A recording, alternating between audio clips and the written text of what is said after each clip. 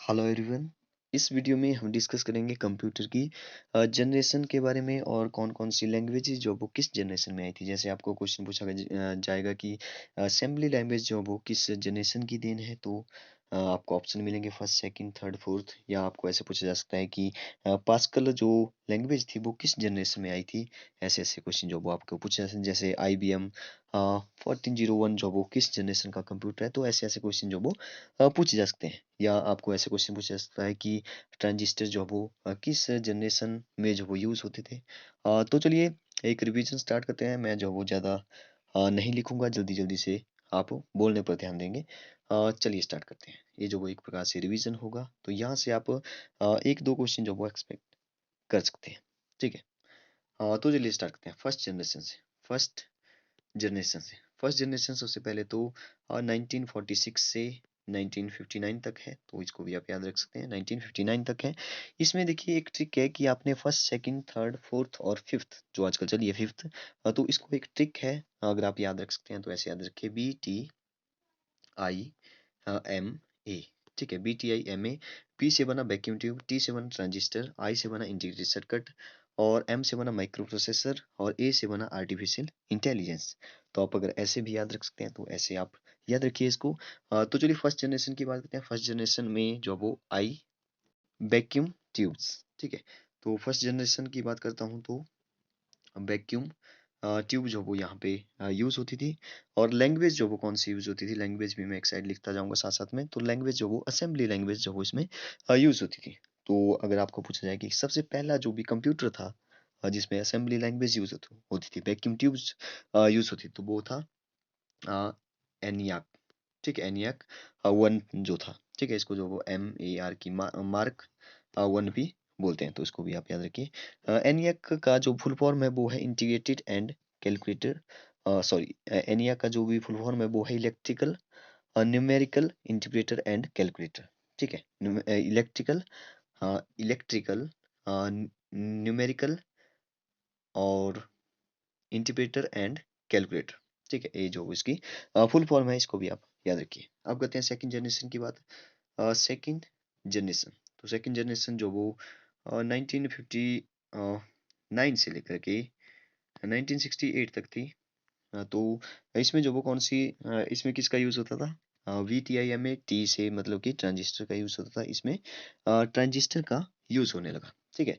देखिए क्या होता है कि जितने भी हमारी जो जनरेशन आई उनका एक ही मकसद था कि पहले क्या होते थे, बड़े-बड़े कंप्यूटर होते थे। तो एक उनका ये मकसद था कि एक तो उनका साइज़ कम किया जाए और स्पीड बहुत कम होती थी, तो स्पीड उनकी बढ़ाई जाए। ठीक है, ये साइज़ और स्पीड, साइज़ उनका कम हो और स्पीड उनकी बढ़ाई जाए। ठीक है, तो ये उनका जो था। ठीक है, जैसे-जैसे ट्रांजिस्टर आया, पहले क्या होता था, वैक्यूम ट्यूब्स होता था। तो वैक्यूम ट्यूब्स जो वो जैसे मान लो फ्यूज़ हो गया तो कंप्यूटर जो काम करना बंद हो जाएगा।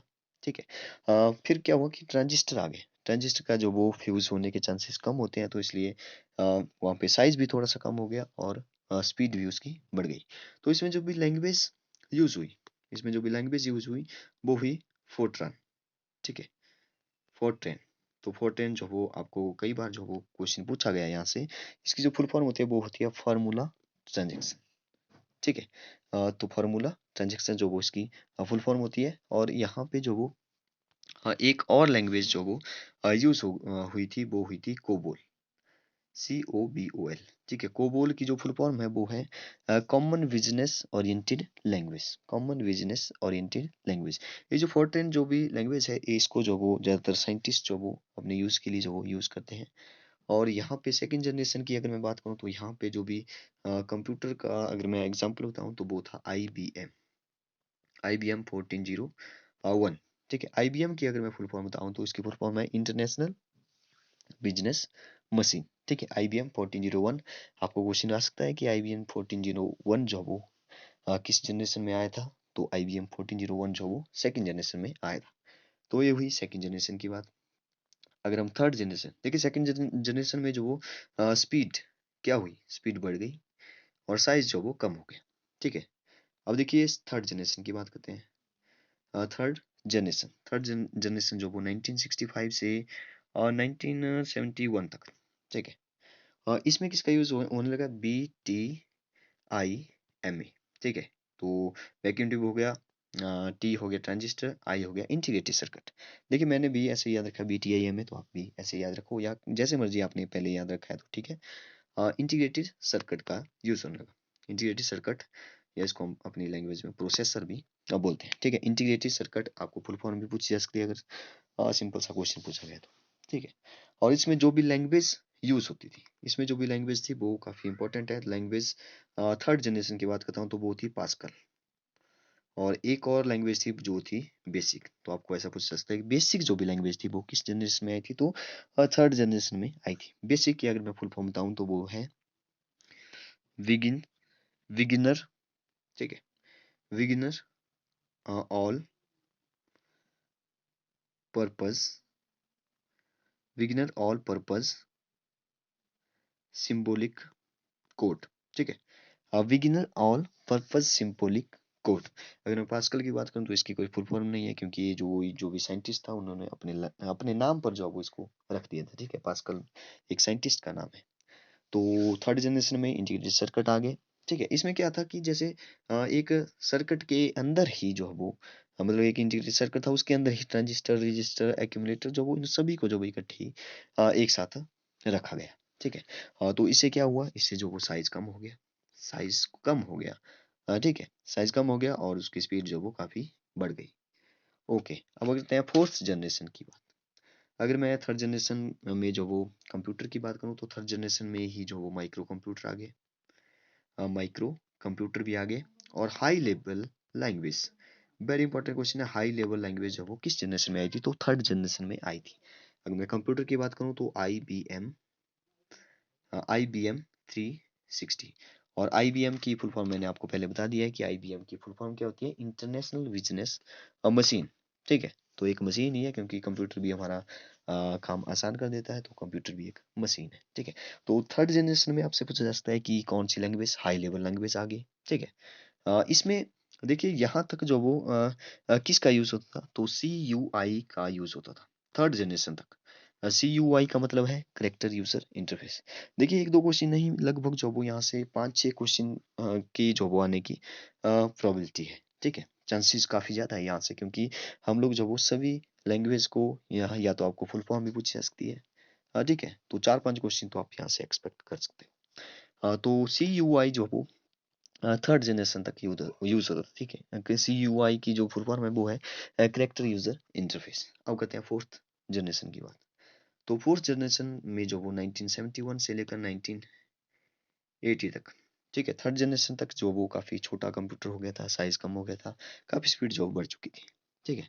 अब BTIM में फिर से देख लेते हैं, BTIMA, ठीक है। वैक्यूम ट्यूब ट्रांजिस्टर हो गया थर्ड जनरेशन में, इंटीग्रेटेड सर्किट हो गया मतलब प्रोसेसर हो गया, फिर आ गया माइक्रो प्रोसेसर, फिर क्या आ गया, माइक्रो प्रोसेसर आ गया, ठीक है, फोर्थ जनरेशन में। तो इसको इसमें कौन सी लैंग्वेज, अच्छा इसमें क्या आया, VLSI। वी का मतलब है वेरी, एल का मतलब लार्ज स्केल इंटीग्रेटेड सर्किट। अब कैसे आ गए, very large scale integrated circuit आ गए। जब ए आए तो स्पीड काफी ज्यादा बढ़ गई, ठीक है। इसमें क्या हुआ कि एक ही बोर्ड पर जो वो सभी सर्किट को रखा गया, मतलब कि एक ही बोर्ड पर सभी सर्किट को रखा गया, तो काफी साइज जो वो काफी कम हो गया, साइज काफी कम हो गया, स्पीड काफी इसमें बढ़ गई। और फोर्थ जनरेशन में ही जो वो GUI का यूज होने लगा। GUI का मतलब है graphical user interface, graphical user interface. तो ये जो भी MS DOS, Windows operating system, C language, और जो भी IBM PC और MAC मैक हो गया, फ्लॉपी हो गया, तो ये सारी चीजें जो वो फोर्थ जनरेशन में आई थी, ठीक है। MS DOS, Windows, C language. आपको पूछा जा सकता है कि C लैंग्वेज जो वो किस जनरेशन में आई थी, तो फोर्थ जनरेशन में ही ये जो है वो आई थी। IBM PC ये भी फोर्थ जनरेशन में ही आया था, ठीक है। अब बात करते हैं जो आजकल चला हुआ है, फिफ्थ जनरेशन आजकल चली हुई है। तो 1980 से टिल नाउ, मतलब कि अब तक जो वो ये चल रहा है। इसमें किसका यूज होने लगा, देखिए BTIMA ए से बना आर्टिफिशियल इंटेलिजेंस।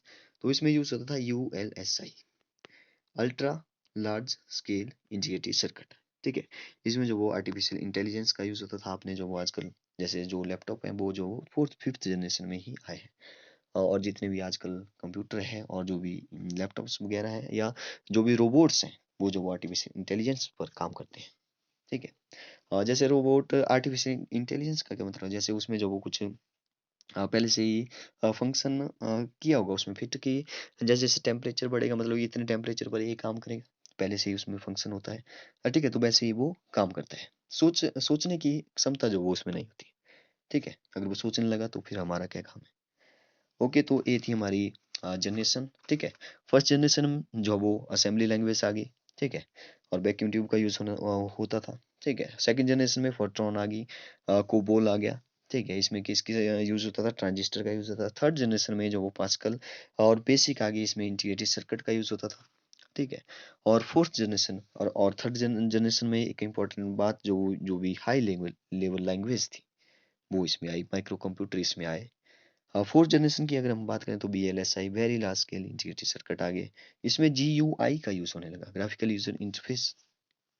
ठीक है, और फिफ्थ जनरेशन में integrated circuit, ultra large scale integrated circuit आ गए, और artificial intelligence. Okay, thank you.